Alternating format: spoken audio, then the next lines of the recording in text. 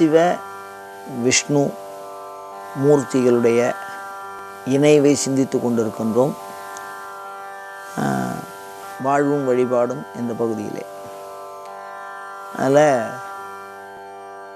குறிப்பாக விஷ்ணுனுடைய அவதார மூர்த்தின்னு சொல்லப்படக்கூடிய அந்த அவதார மூர்த்திகளோடு சிவனுக்கு உண்டான தொடர்பை பற்றி சிந்திக்கிறோம். மத்ஸ்யாவதாரம் அப்படின்னு ஒரு அவதாரம் எடுத்தார் மகாவிஷ்ணு. அவர் எது பண்ணினாலும் தன்னுடைய சொந்த இயல்பை பிரவர்த்தி பண்ணிக்கிறது பண்ணலை. லோகக்ஷேமம், எல்லாரும் நன்னா இருக்கணும், அனைத்து உயிர்களும் இன்புற்று இருப்பதற்காகவே அந்த அவதாரத்தை அவர் எடுக்கிறார். அப்படி அந்த அவதாரத்தை எடுத்து ஒரு சில காரிய காரணங்கள், ஒரு சில அசுரர்களை அழிக்கிறார். அப்படி அழித்து அதற்கு பிறகு அந்த கூட்டை விலக்கி கொள்ள வேண்டும். தானே விலக்கி கொண்டு தன்னுடைய இயல்பு நிலையை அடைய வேண்டும். இப்போ ஒரு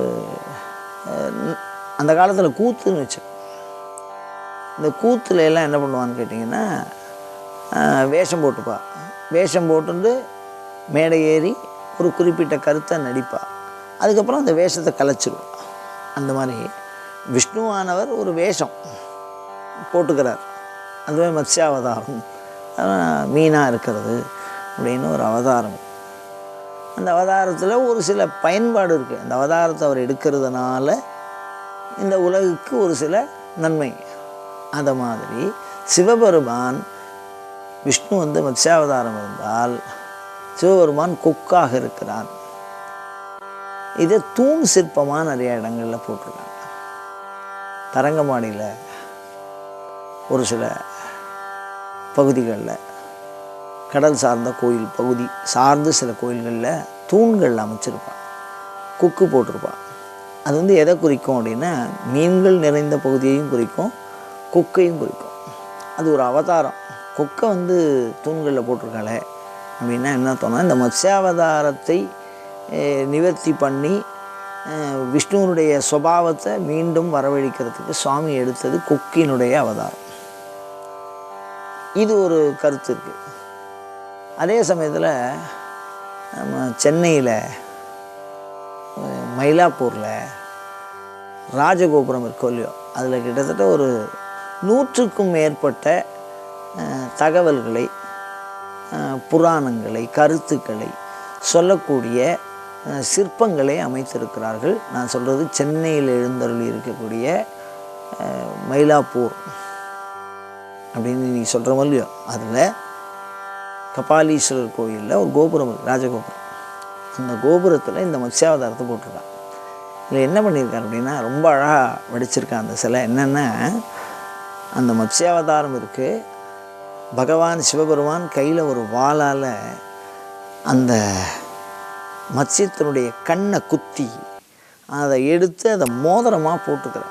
இந்த மோதிர விரலை இப்படி காமிச்சா மாதிரியும், ஒரு வாளை மத்ஸ்யத்தினுடைய கண்ணில் குத்தினா மாதிரியும் மிக அழகாக அதை போட்டிருக்கிறார்கள்.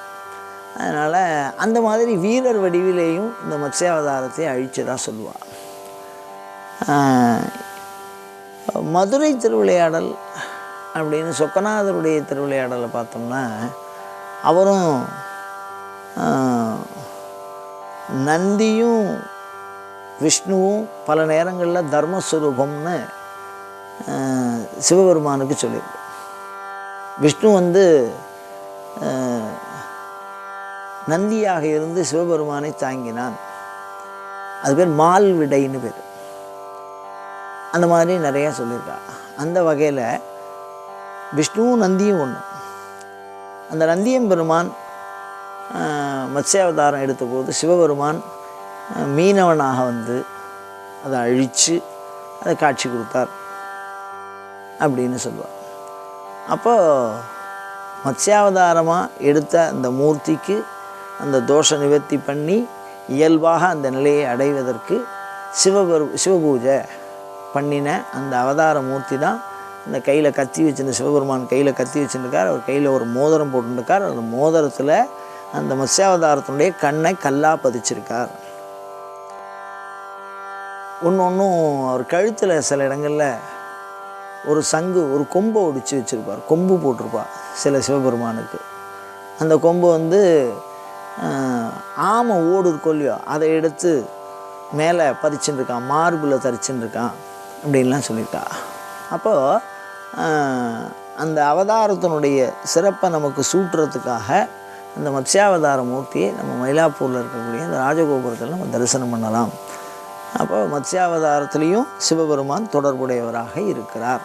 அதாவது மீனவனாக வந்து அந்த மீனை வலைப்படுத்தி அதை சிறைப்படுத்தி செம்மைப்படுத்துகிறார், மீண்டும் அவருடைய இயல்பு நிலையை தர வைக்கிறார். சிவபெருமான் மீனவனாக அவதாரம் எடுத்திருக்கிறார் அப்படின்னும் ஒரு சில கருத்துக்கள் இருக்குது.